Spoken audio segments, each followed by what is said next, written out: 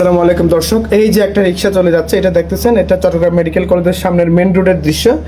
এখানের যে পানির অবস্থা সেটি দেখতে পাচ্ছেন, হাঁটু সমান পানি, হাঁটু পেরিয়ে কোমর সমান হয়ে যাচ্ছে। এখানে এই যে দেখতে পাচ্ছেন সাধারণ মানুষগুলো চলাচল করছে। এটি চকবাজার হয়ে প্রবর্তক মোড়ের দৃশ্য। চট্টগ্রাম মেডিকেল কলেজের একদম মেন গেটের সামনের যে রাস্তাটি আছে সেটি, ওই যে ওপারে দেখতে পাচ্ছেন মানুষ হেঁটে রাস্তা পার হচ্ছে। কোনো বলতে গেলে কোনো গাড়ি চলছে না। একই সাথে এখানে কিছুটা কম দেখা যাচ্ছে। প্রবর্তক মোড়ের অবস্থা আমরা আপনাদেরকে দেখাতে পারছি না। প্রবর্তক মোড়ে আসলে অনেকটা বলতে গেলে মানুষ ওদিকে যাওয়াই যাচ্ছে না, এমনটা অবস্থা। এটি পানিটি হওয়ার অন্যতম যে মূল কারণ সেটি হচ্ছে 5 লাখ আবাসিকের ভিতর দিয়ে যে নালাটি আছে সেটি সেনাবাহিনী কর্তৃক কাজ চলছে। তারা আসলে দীর্ঘ সময় ধরে কাজ করে আসছিল। নালাটি একদম বন্ধ থাকায় নালার সমস্ত পানি এখন রাস্তার উপর উঠে আসছে।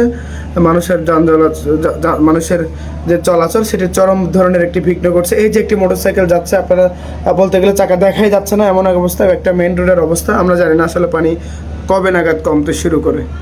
এই হচ্ছে আমাদের অবস্থা।